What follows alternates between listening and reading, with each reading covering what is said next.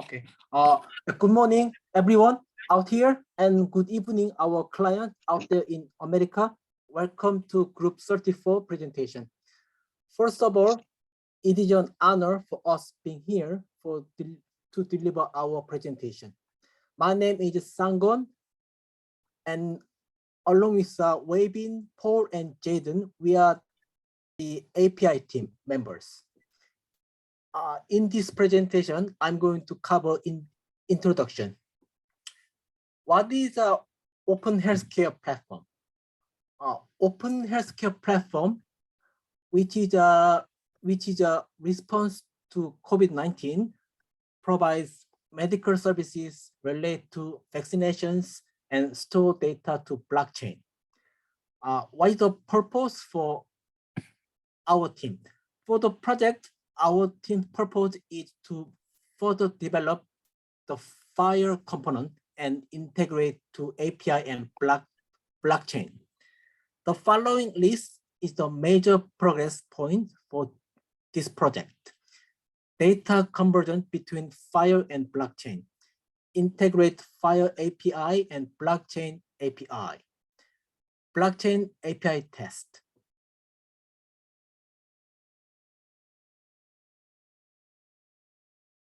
The project requirements involve writing the data into blockchain and putting it in storage, and providing 3 services: appointments, which allows organizers to book meetings, invite the relevant participants, and to monitor their response to the invitation status; immunizations, which is to record a patient's immunization into the system and document any reactions, as well as any supporting documentation or what program was followed for it and what disease it's protecting against, and as well as pulling the immunization history of the patient.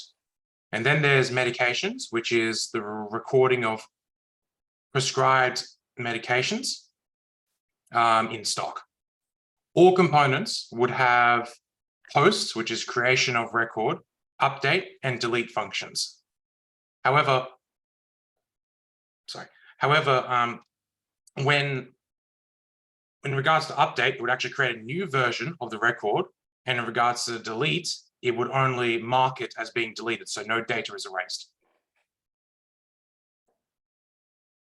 How the project was organized is where we've had regular meetings, weekly meetings, with both the clients and with the team itself.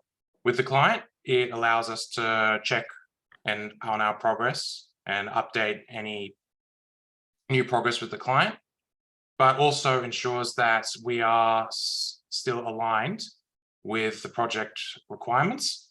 And with the team, it also allows us to remedy any issues that we've had, assist each other, as well as delegate tasks. We've also kept notes of each meeting so that we can catch up anybody that couldn't make it, as well as to ensure that we actually learned anything out of these meetings. We've documented our coding progress in the GitHub's project sections, and we've created revision tables in the documentation so that we can keep track of any changes in the documents after their initial release. When it comes to the progress of the project, we've made it so the API can communicate with both the FHIR and blockchain server. We've made the post-immunization function, which is the creation of a record, and we've made test cases in regards to that immunization record creation.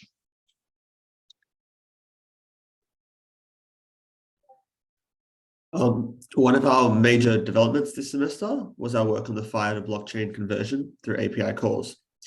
This process consists of a call to the API received from the UI containing some form of data, such as an appointment scheduling request.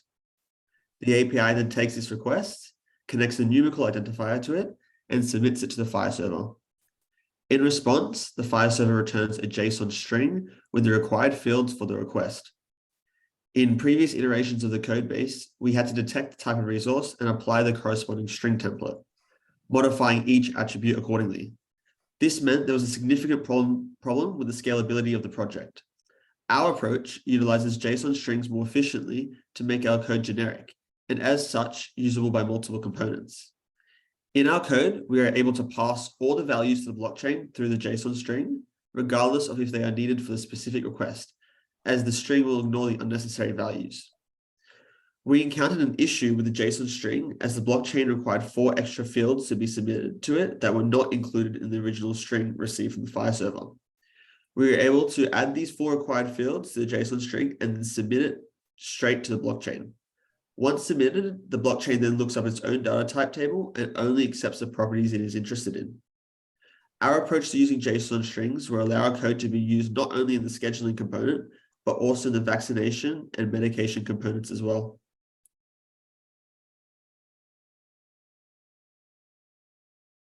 Okay, I will display how the entire process works and present create new record as an example.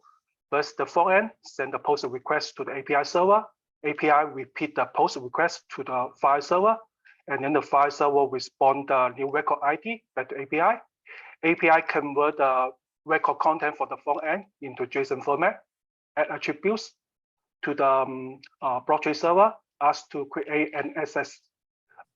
Is successful, the blockchain server will respond OK, and the content of the blockchain data. And then API would forward the file server record ID back to the front end.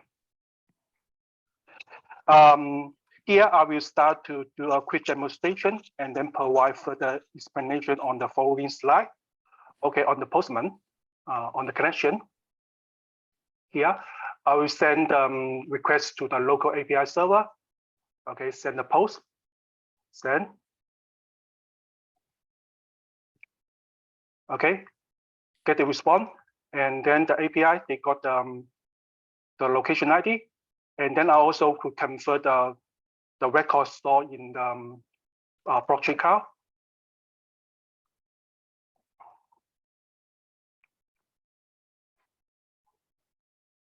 Okay, now we create a new record in here.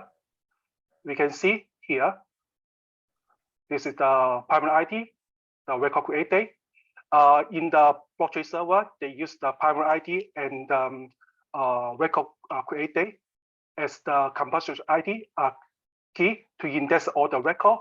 And also we want to make sure the record is stored in the file server. Okay, we get this ID. Okay, trade them. Okay, send. Okay, we can see here, they can got the record in here. Okay, we go back to the slide.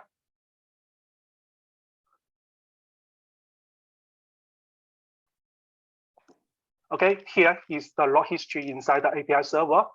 Here we can see the API server, we see the data from the front end. This is in the file format.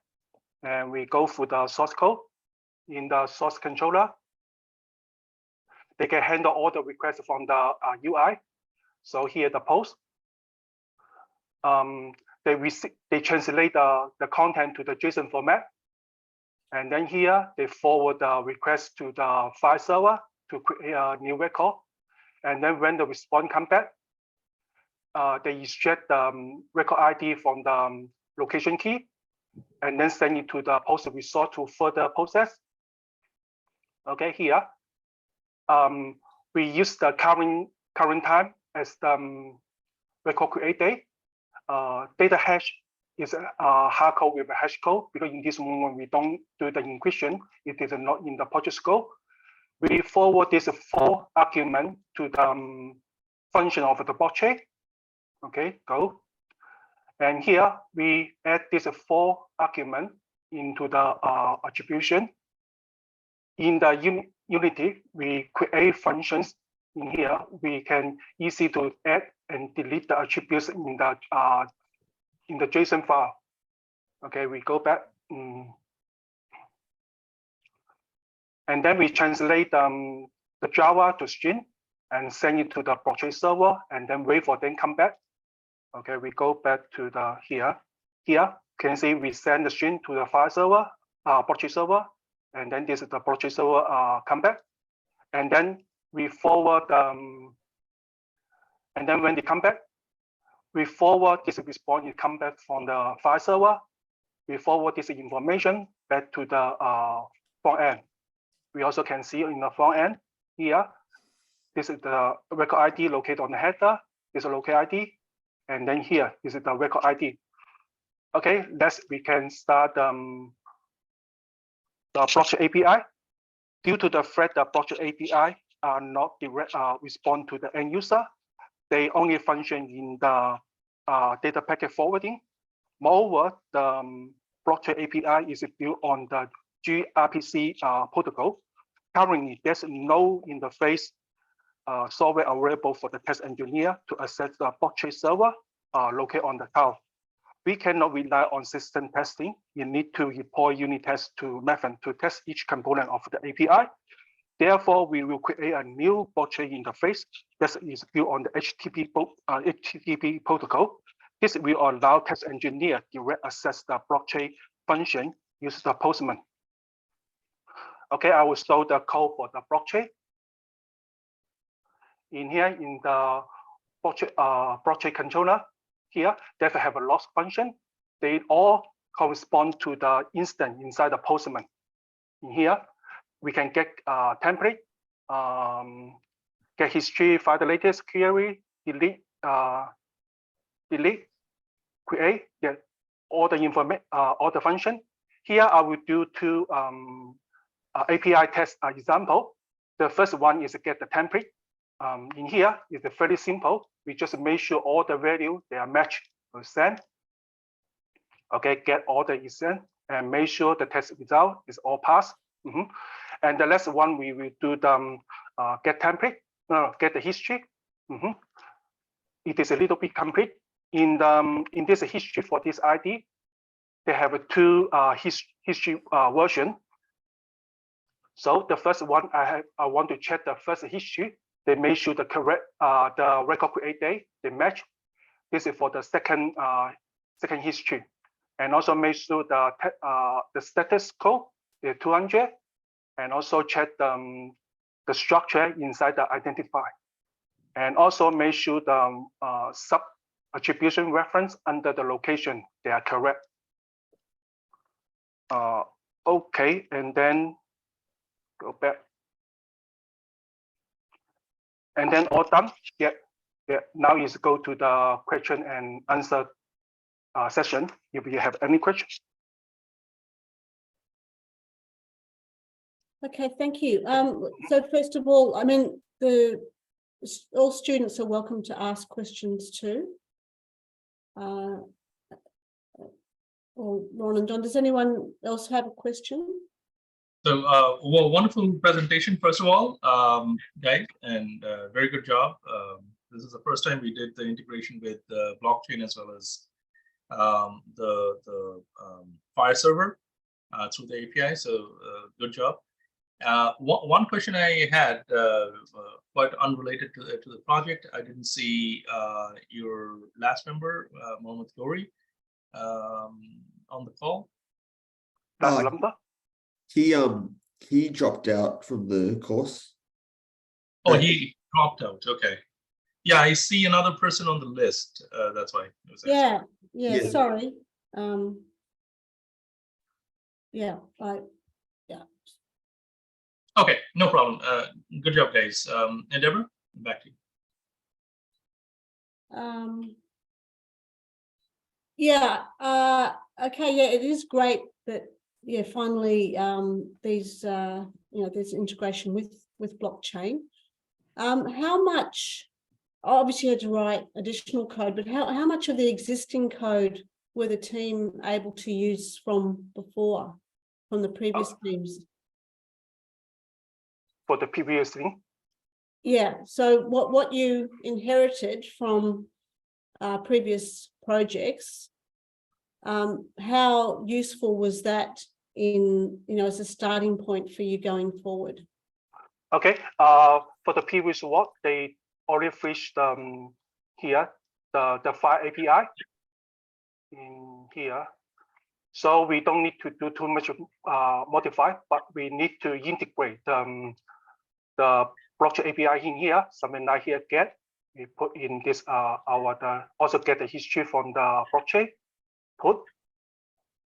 and also the delete, and also patch, and also post, and also T for the blockchain here. Blockchain controller is for the blockchain API. We write everything for ourselves, and also here for the blockchain function. I think also we did most of them.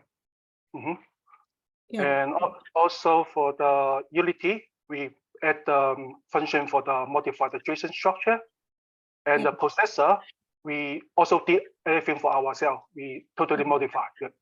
That's mostly also what I'm trying to understand was, whether what you started with was useful. So, this would be the but the first useful is only the file API is done. So we need to restart almost everything from the blockchain. Was it difficult to pick up from what other people have done? I mean, this is a different experience to what you have in other units. Yeah, difficult. And also, I think John, he also tried to ask us to do another alternative project. He asked me to try to do the local fabric. So I also take a lot of effort to write the project on the local fabric. Is check the user ID, the server profile, something like here on the profile, I forgot where, and the administration identify to try to connect the local fabric. Also, I think almost 50% time is to working on the local fabric. Yeah, I'd just like to add as well, since this is obviously something we've never done before, it was a lot of the early couple of weeks of progression for this progress was just us trying to understand everyone else's code, because not only do we have previous years groups code, we also had 2 other groups that were loosely connected to ours. So it was like a combination of trying to understand the code from previous iterations, which is a struggle, and also trying to coordinate with the other groups so that our code can sync together. So thanks. I mean, that's what I don't, it was a very detailed a demonstration of what, had been done. I wasn't trying to say, oh, have you done anything extra to what the others had done? I was really trying to get at that point there. The challenge of picking up other people's work, getting your head around it, recognizing what things you can keep, what things might need to change. It's definitely an additional challenge. I just want to add real quick, sorry, that even on the documentation side, that was probably where it was most critical, because that outlines exactly what needs to be done, what the project is. And I ended up having to rewrite the system requirements document a couple of times, because I realized there are some areas that I've incorporated that actually aren't as relevant to the scope as I thought I did before. So I just want to add that as part of the challenge that we faced. Yeah, so that's why, I mean, on the one hand, you get stuff handed to you, but you can't believe everything you read. So that's great. And I certainly hope that that the teams that follow on from you will appreciate the documentation that you have, that this has helped you also to recognize the importance of, documentation that's actually kept up to date. And so I often joked that, if the next team aren't happy with what's been done, if they say it's, it can't be reused, that, even if you had your degree handed to you, we're going to give you a call and say, sorry, you got to come back. But obviously I'm not going to do that. But because you've experienced it also from, carrying on, hopefully that helps you recognize the importance for, the life of the project to do that well. We should probably move on to the next team, otherwise we will run out of time. Thank you very much. So that was very detailed, and it's great to see the projects moving forward. Yeah. So group 35, are you ready to present? Okay. When ready? Yep. We all ready, guys? Yep. Can you hear me? Joel, Anthony, yeah, I can hear you, man. Okay. Joel, Anthony? Oh yeah, I don't know if my mic was. Yeah, okay, cool. All right. Hello, everyone. We're Team 35, and we're presenting our works on the Open Healthcare platform. Today, we're going to be going over the overview of the project, the design of it, the functionality that we've implemented thus far, a quick demonstration, and then Q&A. So the project overview. The Open Healthcare platform seeks to address issues inherent to the way EHR systems work in health organizations. EHR systems are a good solution for singular organizations operating independently, but most people use the services of multiple organizations in their health activities, GPs, pharmacies, hospitals, and more. Each of these typically maintains their own copies of each person's health records, which are transferred to other organizations as needed. This makes the risk of inaccuracies, desynchronizations, disagreements between versions, and more, as well as creates the need for the secure transfer of highly sensitive data. This significantly slows down the process of care. And on the right, you can see we've got our general practitioner's healthcare system. And then you might have your pharmacy as well. Maybe your GP prescribes you some medication and your pharmacy will need access to your health records. And a hospital might need to get involved with that too. They might have a procedure and you might need to update it. And the specialists will get involved, and then insurance and auditors. And then what you have on your hands is what's known professionally as a mess. So the solution to this is a unified platform that all participants can contribute to, which removes the need for duplication of the same records. By providing a centralized system for accessing and maintaining this information, the process is significantly streamlined, and as an added bonus, other elements of the supply chain can be integrated, such as procurement of supplies. The project was split into 4 components: user interface, process development, API, and blockchain. And implementation of these elements has been an ongoing process for multiple semesters, with teams working on it in the past, as well as teams 34 and 36 who worked on it simultaneously with us. Team 35 worked on the blockchain code element of the project. There are 2 key design choices that had a significant impact on the development of the project. These design choices were not made by our team, but are still important for us to understand as we inherited the previous team's progress. Next slide.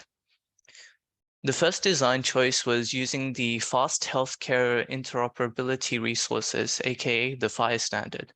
As OHP is an attempt at pushing healthcare records online, it is important that data is available, discoverable, and understandable. To ensure these qualities, HL7 has produced a data exchange and information modeling standard based on emerging industry approaches known as the FHIR standard. It takes a developer-first approach, focusing on simplifying the implementation process while maintaining information integrity. This allowed us as developers to not have to concern ourselves with healthcare-specific jargon or potential ethical concerns with handling patient data, making it an optimal solution for modeling data through the OHP project. Next slide. IBM had opted to use Hyperledger as the basis for its blockchain solution. You may be wondering, what is Hyperledger? Well, Hyperledger is an open source permissioned blockchain solution. This means that the node network is unlike traditional blockchains and is completely private. This means that it still retains the benefits of your traditional blockchain by removing a single point of failure, making data immutable and easily traceable back to its origin, while also drastically reducing the likelihood of malicious nodes listening in on transactions or altering the chain. Furthermore, Hyperledger is also unique in its design approach, which has allowed it to have a curable SQL database, making it a great solution for decentralized data for the OHP project. Next slide. The system as a whole works just from like a top level, as the web end interacts with the API, and then the API interacts with the rest of the system. So a proposal will be sent to an endorsing peer, where it will be endorsed, and then the endorser will send it back to the application with like an endorsed state.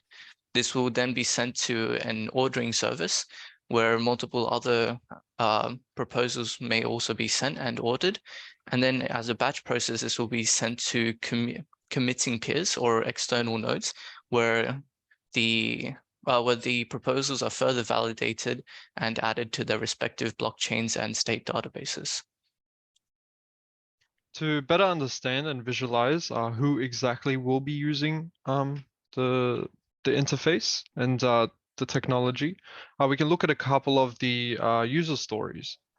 So as a patient, for instance, we want to view our personal healthcare records. So this is so that we can approve, correct, remove, or analyze personal records accordingly and appropriately. And then on the other side of things, we might be a manufacturer that's been authorized.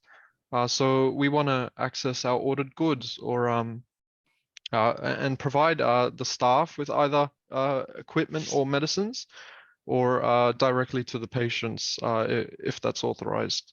Next slide, please.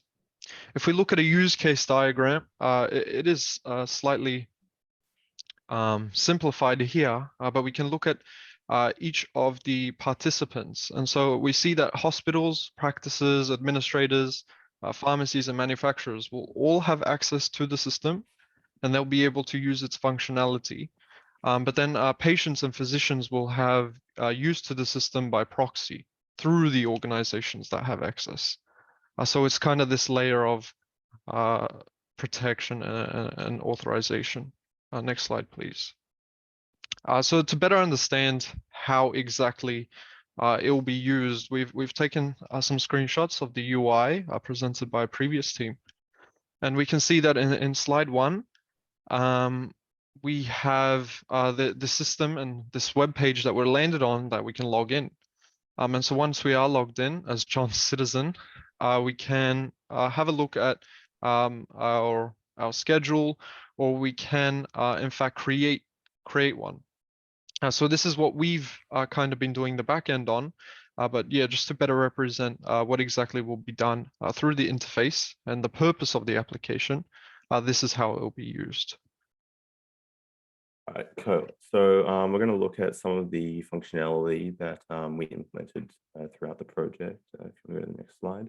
One of the first things that we did was pretty much make sure we were adding models that were missing from the fire standard, as well as updating existing models that were already present to make sure that they were updated to the HL7 fire standard. This was done by editing the JSON in it, so it followed, what was being listed on the standard.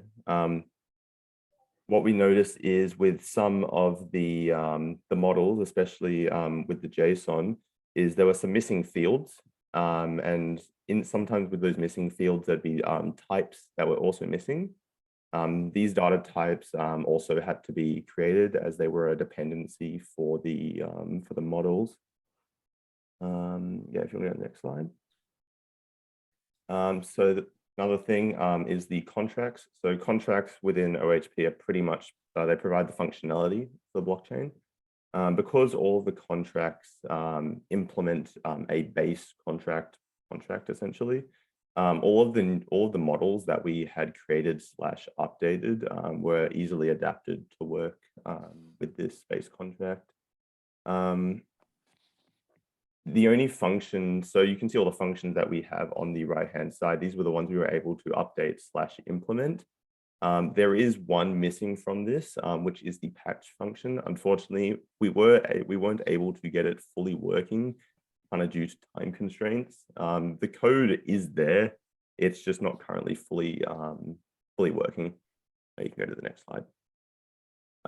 And the last thing is going to be tests. So the tests, another thing that we were planning to fully re-implement, as ideally having fully functioning tests will allow us to be more effective in developing our code. But because there aren't any test files that we can run with the Gradle, these tests are not actually functional currently, and all of the testing that we did for our code was manual. Yeah. I'll just switch over to Anthony now, who's going to run the demonstration. Thank you. So I'll just share my screen. Okay, so I'm going to show you some of the things we've developed this semester. We didn't have a UI team this semester, and we did not develop the API, so it'll all be done on the console. Okay, and to do so, I'll actually use one of the new models that we've created, the organization model. So I'll just create one with just a few fields filled out. The create function was already there when we started, so I won't spend too much time on that, but this is the patch function. So I've got more of the fields filled out now.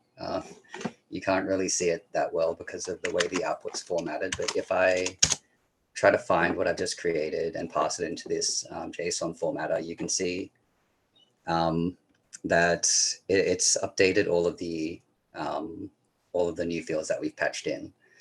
And I'll also just take this opportunity to point out this status code here. So the API team asked us to implement like status response codes according to this thing called the JSON standard. So we've implemented 2 of those kinds of codes. We've implemented success and failure codes, which correspond to like valid and invalid requests. But the third one, which is an error code, we didn't implement because that corresponds to like internal server errors, which we haven't handled in our work. And I can also show you what a failure message looks like. So I'll try to find an organization that doesn't exist. We use org2 this time instead of org1. So you can see that, yeah, the status there is a failure, and it also gives you a reason why it failed. Okay, and I'll also show you what Joel was talking about when he said that the patch function doesn't work as expected. So like it worked kind of, well, it did what we expected the first time, but if let's like assume that we made a mistake updating one of the fields and we want to patch it again, but we only give it the field that we want to update. So, oh, okay, yeah. So, oh, hang on, that's not what I expected. Hang on, sorry, let me try that again.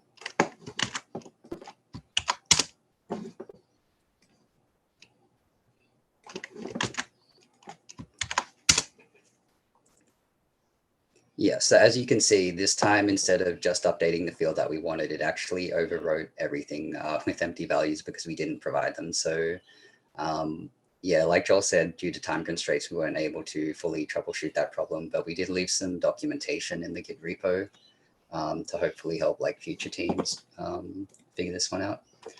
Okay, so I'll demonstrate another function that we implemented, the delete function. So that deletes the record that we created. As you can see, like we get this status success message, data record org1 deleted. And I'll show you now the final chain code function that we implemented, the get history function. So this is sorted in like descending order of transactions, like by timestamp. So at the top here, you'll see like the transaction identifier, the timestamp, the primary identifier of the record that the transaction executed on, and what like the transaction was. So here, like value, that's the delete transaction. This is the second patch transaction. It'll show you like the value of that record at that time that transaction executed. Oh, actually, there's 2 because I ran it twice. Anyway, and here's the first patch transaction, and also the original create transaction. So the organization model that I used, it was a bit sparse just to make it easier to see what was going on. But before we wrap up, I'll show you a more complex example to kind of demonstrate the new structures that we've implemented. So this is a schedule model. As you can see, like it's much more complex. There's a lot more nested values. A lot of these, like this identifier list, for example, that was previously implemented as an array of strings, which wouldn't have captured this nested structure or any of these subfields, or even name value pairings. It would have just been like a list of values with no name to associate them to. Yeah, that's just kind of a brief demonstration of the more complex structures we now implemented. Yeah, and that's it. That's demo done. Do you want to stop the share? Yeah.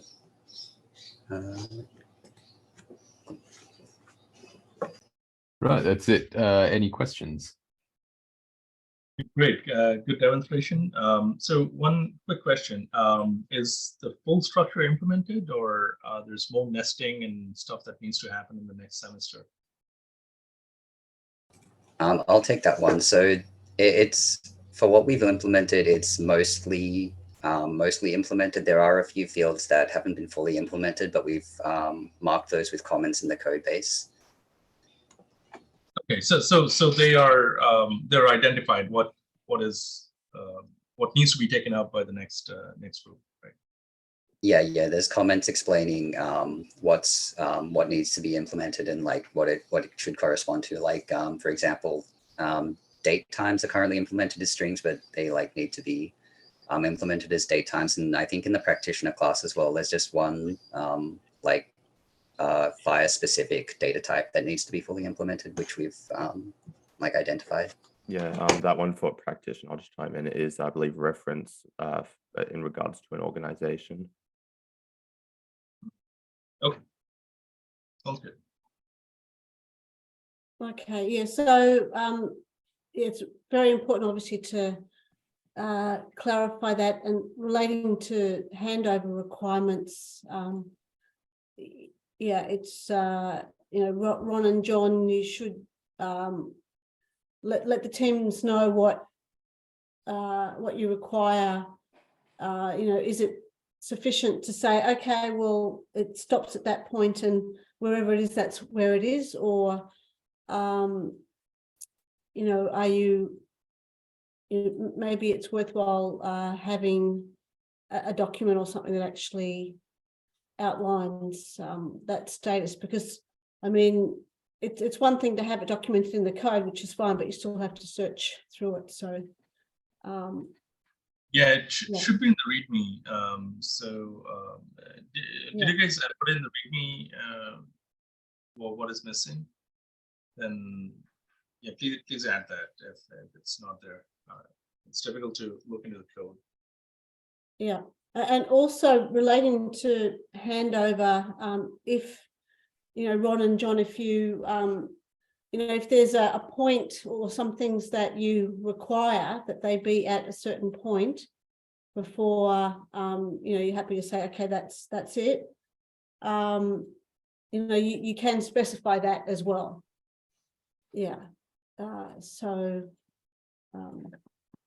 Yeah, it's important for the teams to clarify where they are up to, but also the client is also able to say, well, this is the satisfactory point I expect the teams to get to. Yeah. All right, noted. Thanks. Yeah. Okay, let's hear from the last team, 36. Thank you for that presentation as well. It was certainly very clear. Looking forward to the next one.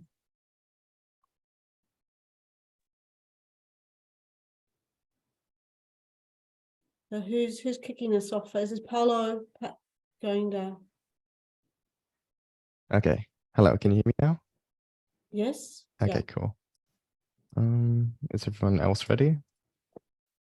Yeah, are you just you're who's sharing their screen? I will. Okay. Okay. Okay, great. Hello, everyone. I hope everyone is doing well. My name is Ivan Kapoor, and I'll be starting off this presentation. I'll start off by introducing all my group members, starting off with Paolo, then we have Nicholas, Mohammed, and Paul. And also, I would like to give special thanks to Ron and John for their excellent guidance and knowledge throughout the semester. So this is an overview of what this presentation will discuss as we go. We will start off by giving background information about the project. Then we go on to first focusing the problem. Then we'll discuss our solution to that problem and also the steps we took to achieve the solution. We will then discuss the tools and materials we use throughout the project. We will then discuss the design of the project, where you will see how everything is structured. Then we will discuss what challenges we face throughout the project. We will also give a demo and a walkthrough of what the code looks like, and then we'll finish it off with future work. So what is OHP? Well, OHP provides a common framework where organizations can share sensitive data securely with non-repudiation transactions. These data interactions are based on HL7 file standards. HL7 file standard is a set of rules and specifications for exchanging electronic healthcare data. The sensitive data that is at rest and is in transit is kept encrypted and will be transferred between sources through secured IBM MQ transfers. While the API and other system records work with the blockchain in the backend. I'll pass this on to Paul. The problem that emerged to healthcare clinics was ultimately due to the COVID-19 pandemic. Prior to the COVID-19 pandemic, healthcare systems were flawed. They struggled with various challenges, including receiving slow system upgrades and were of a low priority and desperately needed to be modernized. Due to a low priority status, many healthcare institutions were left dealing with inefficient systems. The pandemic highlighted these flaws and put pressure on healthcare clinics and their systems. As the virus spread, clinics found themselves to be overwhelmed with an influx of patients and intense pressure. It became evident that healthcare infrastructure and systems needed attention and enhancements to meet these increasing demands. COVID-19 acted as a wake-up call for healthcare institutions to improve upon their systems. And as a result of this, digital healthcare technologies emerged, such as IBM's Open Healthcare Platform. So as a response to the challenges COVID-19 exposed within our healthcare systems, IBM Open Healthcare Platform steps up. One of the platform's defining characteristics is its enhanced security. The platform ensures data integrity and trustworthiness through non-repeatable transactions by utilizing a private blockchain system. In terms of standardization, the platform is positioned to become a beacon of consistency in healthcare software technology. It provides seamless integration with existing systems and encourages uniformity by aligning with HL7 FHIR standards. In order to improve efficiency, the platform employs IBM's Hyperledger Fabric technology. This solution enables concurrent transaction execution, increasing the system speed and output. The blockchain's transparency also enables transaction traceability, enhancing system trust while maintaining data privacy through strict access controls. Another important characteristic in today's fast-paced environment is agility. The platform offers a flexible and adaptable framework for modernizing healthcare systems while reducing risk allocated with single points of failure. To summarize, IBM's Open Healthcare Platform successfully weaves together threads of security, standardization, efficiency, and agility to form a unified and adaptable system. It addresses the shortcomings in the healthcare sector that were highlighted by the COVID-19 pandemic and provides a reliable and innovative solution. So how did this solution come about? Initially, the effects of COVID-19 on healthcare were investigated, as well as the flaws in existing systems. These insights were used to identify areas for improvement and to envision the ideal solution. Following that, emerging digital health trends were investigated as well as the growing demand in the healthcare sector for secure, efficient and adaptable systems. In terms of technological innovation, IBM used technologies like blockchain, REST APIs, and their own Hyperledger Fabric. The goal was to develop a solution that not only meets the current needs for healthcare institutions, but also anticipates future developments and possibilities. Given the sensitivity of healthcare data, security was paramount. Blockchain technology was used because of its inherent security features such as immutability, non-repudiation, transparency, and traceability. Finally, for a solution to take root, it needed to be easily integratable, supporting collaboration and standardization. As a result, the Open Healthcare Platform was created with easy integration in mind, allowing for mass collaboration. The Open Healthcare Platform is a result of this methodical approach, innovative use of blockchain technology, and unwavering commitment to security, standardization, efficiency, and agility. This solution not only addresses the industry's immediate challenges, but also paves the way for a more resilient and adaptable future in healthcare. During the completion of the project, my team and I utilized various tools and materials for different aspects of the development process. For code development, we used Docker, Visual Studio Code, Eclipse, and Hyperledger Fabric. Docker provided us a consistent and isolated environment for developing the project. VS Code and Eclipse is where we've performed a majority of the blockchain and backbone code developments. And Hyperledger Fabric was the framework used when developing the blockchain. For our version control, our team utilized GitHub. GitHub allowed us for efficient collaboration, version control, and code sharing amongst our team. All code advancements were published to the repository, ready to be immediately accessed by the rest of the team. For communication and collaboration purposes, our team utilized Discord, ClickUp, and Slack. Discord enabled our team to collaborate, stay connected, and it is where we hosted our regular meetings. ClickUp helped our team organize the tasks, track progress, and facilitate collaboration. ClickUp ensured our team was efficient in the management of our projects and assured each team member knew what their role was. Slack is the communication platform where we primarily communicated with the sponsors, IBM. And for documentation purposes, our team utilized Google Drive, Google Docs, Google Slides, and DB diagrams. Google Drive, Docs, and Slides allowed my team and I to create and work on our documents and presentations simultaneously online, and enabled our team to present and communicate ideas effectively. Additionally, these applications consist of a comments and notes feature, which allowed for quick and precise feedback and opinions to be shared on each other's work. DB Diagrams, online tool, which allows for the creation of database ER diagrams. Our team utilized this tool through the project's creation. These tools all played crucial roles in the completion of the project and ensured efficient workflow and successful outcomes. All the models created are based on the HL7.5 standards. The HL7.5 standards provide the structure of these resources, models, the relationships, and the type of element. This is shown on the image in the screen. As we base our designs on the version 4.3, this means that some of the elements may differ if another version is implemented.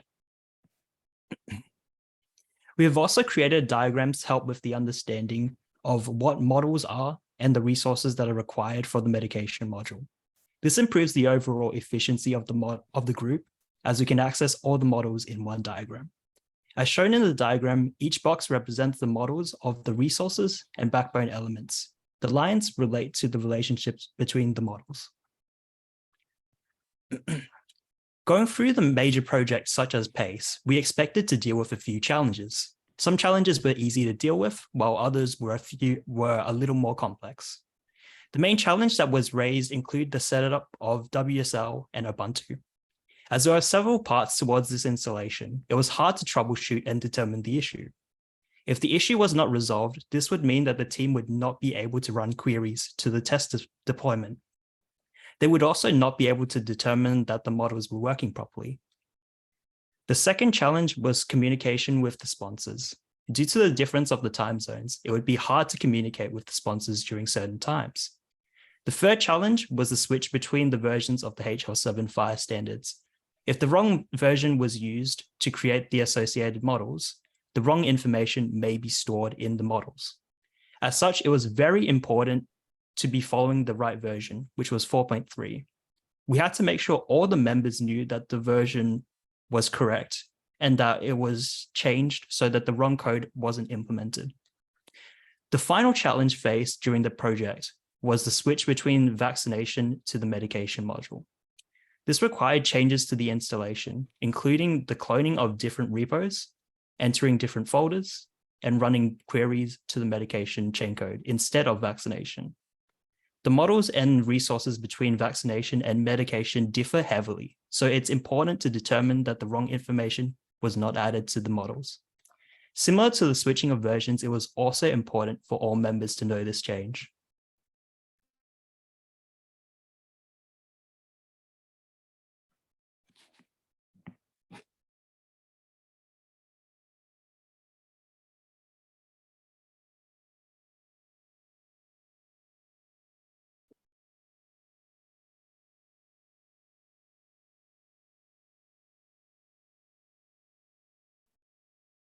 Is Is someone someone muted? speaking? I can't hear anything. Okay, let me just fix that. Okay. I'll just go through it by myself. Okay. Okay. Oh, okay. Yeah, Okay. I don't think the audio was going through. Oh, yeah, when you share, unfortunately, you have to pick a button beforehand. So it has recorded audio with it, does it? Yeah, it has recorded audio. Yeah, when you show your screen on the bottom left-hand corner, you need to tick the audio button.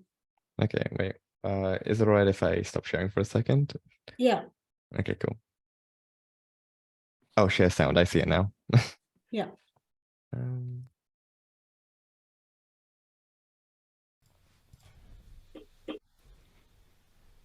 Hello. This is a demonstration of the medic. So can the audio be heard now? Yes, Module. Yes, I heard it. Okay, cool. We can hear it. Of We can hear the it. open healthcare platform. As most of the functionality added has no clear visible results due to it being mostly non-printable code, this demonstration will be brief. First, I will be showing you the packaging and installation of the contracts. This module of the blockchain will be linked to the front-end interface via the API, so commands run on said interface will be modifying the blockchain. This is to ensure a clear, immutable, and transparent log of commands in case malpractice occurs within a medical institution. Okay, now since the contracts have been installed onto the network, you can see the chain code commands being sent and validating the contracts. One of the main objectives of our group was the creation of the models that the contract will be using.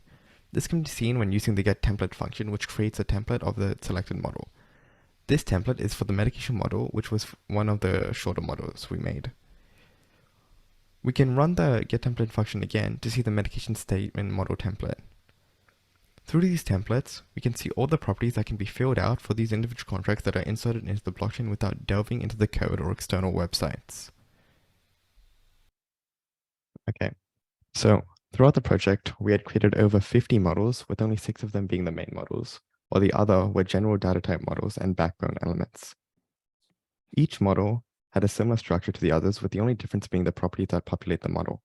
If you look at the screenshot to the right, some of you may have noticed that a few of the files have the same name as another file, followed by an underscore and a second name. These files are the backbone elements of the main models.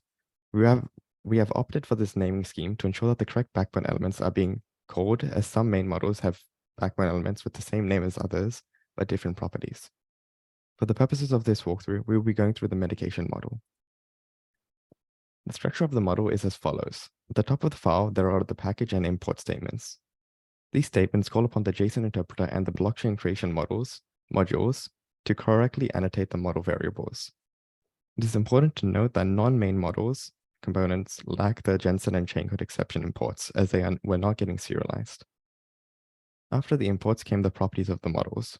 We used the HSL Fire Standard version 4.3 to denote what properties were put into the model. We had to put the property annotation to alert Hyperledger Fabric that this was indeed a property of the contract. The private final access modifiers ensured that the data was immutable during contract creation.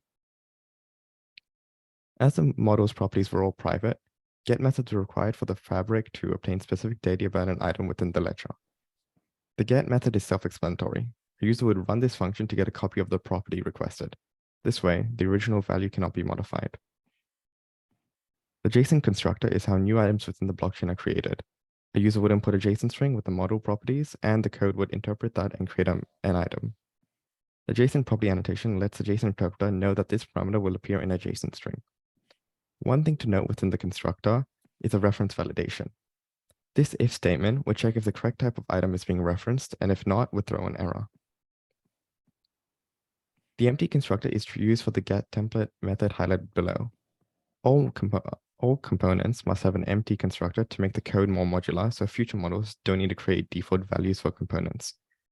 Every time they are referenced, instead, the empty constructors of the components can be referenced. The getTemplate method just converts the empty constructor above into a JSON string that can be printed onto a terminal. To give future teams some guidance on how to begin with this project, we have listed 5 objectives that need to be completed to ensure the success of this project. They must first connect all the main models to contract functions, which would enable them to validate and enforce desired software behavior. Currently, there are some issues with some of the models that cause errors when attempting to execute the functions. Expanding the test cases can help them identify and rectify potential issues, enhancing the reliability and resilience of the blockchain. Additionally, maintaining parity with the other blockchain components would allow for a seamless integration and a cohesive development experience within the complex OHB system. Furthermore, as the blockchain needs to be linked with the interface, working with the API team to enable this communication should be the main priority after the previous objectives have been completed. Lastly, our successors should create all the models that have been referenced using the reference model. For example, in the walkthrough, we have seen that there had been a reference validation for type organization. Future teams could create the organization model. This objective should only be completed if every other objective listed has been done, as it is not essential for the blockchain to function. Once again, I would like to thank Ron and John for guiding us through this project. I would also like to thank Deborah for the timely advice given to us on the forums. Thanks for listening. Thank you. Just a similar thing to what we're discussing at the end of the previous talk. So the future, the recommendations that you've just gone through, is there, apart from this talk now, like I'm just doing the reflection reports now, what will Ron and John get to clarify to them, you know, where the team are up to and what needs to be done? So again, is the expectation it will all be in the README file? Is that yeah. So for this, we are creating two documents. One is a README file, which would like generally displays what the future work is, as well as an additional document which has all the work we've done, as well as goes into detail about any future work that the other teams can do. Okay, and are all three teams they're following that same approach? I think so. I'm not too sure. Yeah. Yeah. And can I say, did you have, so when you started, if you can remember back that far, you know, did you have something similar? You know, was the README file useful or was it out of date? Did you have a good starting point? Yeah, the README file was extremely useful, although it was a bit out of date since we, for our component to work, we needed to use an older version of Gradle, but that wasn't listed in the README file. Right. So we had some trouble connecting those two up. Okay. But we've updated the README file to reflect that change. Okay, so again, it can be really hard to remember all the things that you've done and all the things that still need to be done and all the details, but I strongly encourage all the teams to really think about that, to make sure that there aren't some missing bits that the next team need to discover for themselves the hard way. Yeah. It's looking good. I mean, I'm really seeing some major progress and see the scope growing as well. If Ron and John or any other team member have I think they did a very good job, and the modeling that this particular team did will be very, very useful. So that also the visualization of the model. So we talked about that before also during the semester, and it's a good thing to have to visualize it in the future. Yeah, that one. Yeah, it's the way the HL7 standards are written. It's one refers to another model, and something else refers to something else, and it becomes very difficult to follow. This is a complicated diagram, but it's actually a model. So yeah, it's very useful. Okay, and so this semester we only had 3 teams and 2 different projects essentially, although they get put on different aspects of things. So that's the smallest number since we've been running projects with you. So I think the first year was it 10 or 8? I can't remember, but it was either 8 or 10. How has,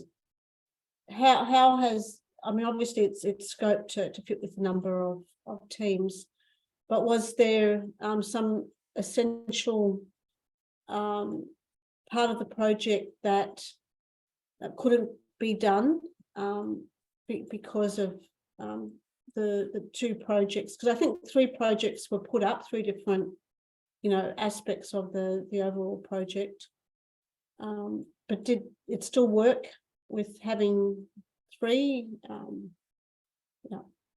Absolutely. So based on how many teams we readjust our scope, what can be done for this particular semester, right? So obviously, if you have more teams, you can do more things. So this semester we didn't have a UI team, so we didn't do any enhancements on the UI.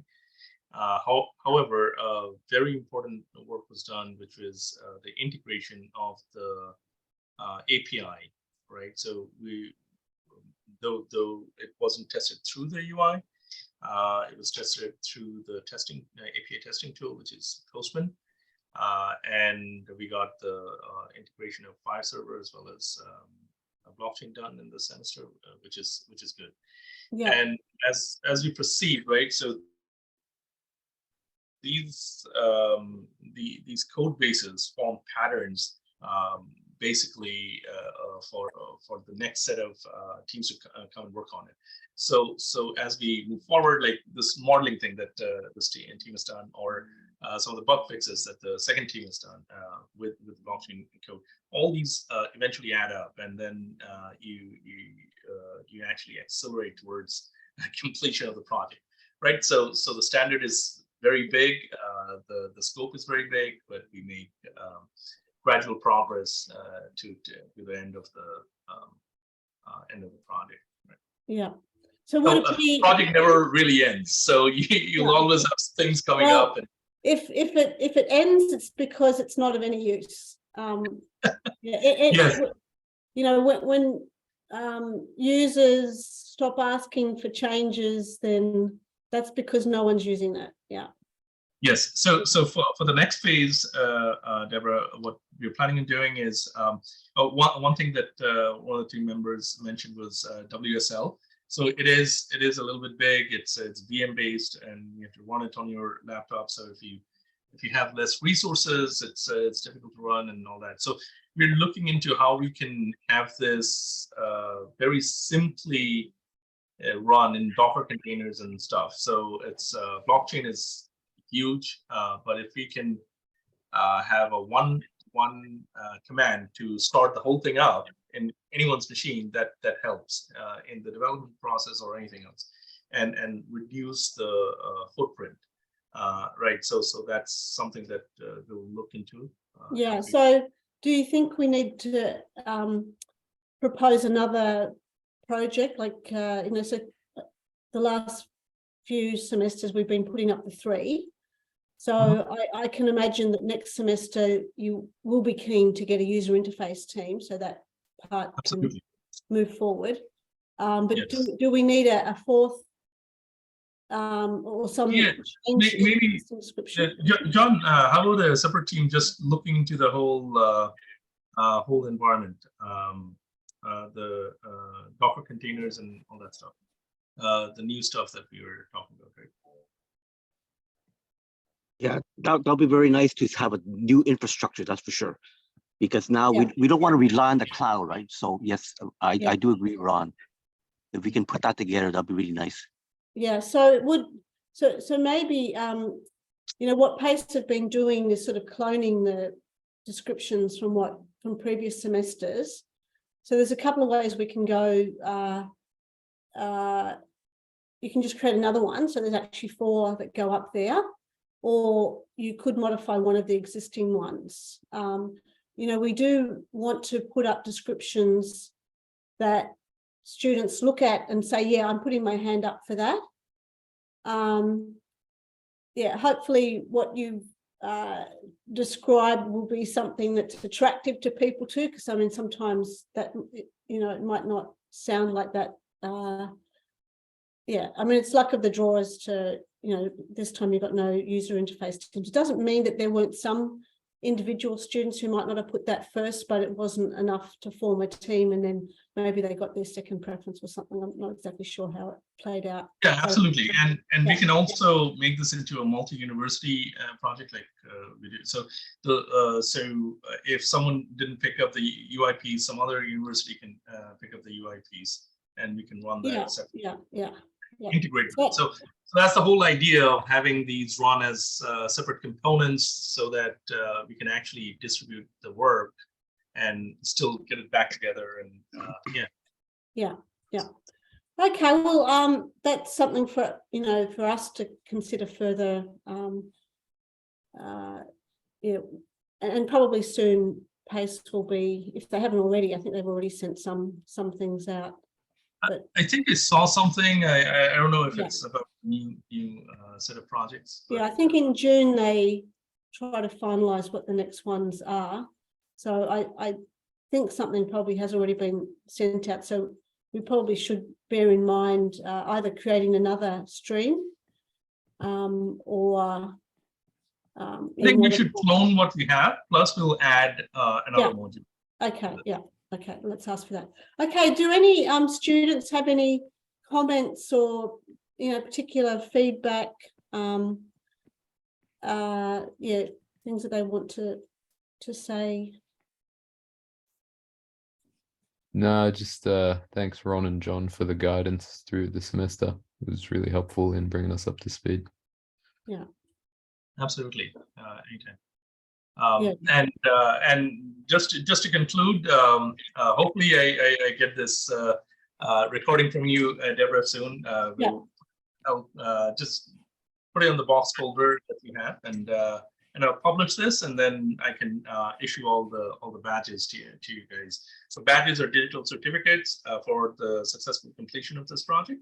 So do share it on LinkedIn and any other place you want to, but LinkedIn matters. So do put it on LinkedIn. You can put it on your resume that you've accomplished this, and refer to the video and all that stuff. And you can always put my name and John's name on as a reference if you are applying somewhere. And I do get several calls a year. So that's great. Yeah, thank you again for this opportunity. It's great. Apart from possible early mornings or some time zone differences for yourself as well with accommodating Australia. It's a great opportunity for them to have an authentic experience with different components and having to work together, a global aspect as well, and obviously with a well-recognized brand name as well. Yeah. No, it's always good to see the progress that the students have made from day one to what has been achieved at the end. Always remarkable to see that, because at day one, everybody's lost what's happening, right? Yeah. And now you see the final product is just amazing. So well done, everybody that has contributed. Yeah, couldn't do it without agile processes, that's for sure. Yeah. Yeah, absolutely. The waterfall doesn't work anymore. You have to be agile. You have to change based on what's changing in the world. So yeah, good job, guys, and do connect with. We'll take it from there. Yeah. So yeah, good luck, everyone, in your exam, which is on Tuesday. I got some surprise voices last night in the presentations. Oh, is it Tuesday? So hopefully you guys are on top of it and realize you do have an exam for this unit on Tuesday. Yeah, and I wish you all the best in it. Yeah, you don't really have to stress over it. I mean, I do recommend looking at the practice questions, the past exam papers, but I'm sure you've all been fully engaged, and that's really the purpose of that exam, is to make sure that you weren't freeloading, that you actually were fully participating in this project. Yeah, and learned something from it as well. Yeah. Okay, thanks everyone. Thanks, Ron. See you around about the last week of July.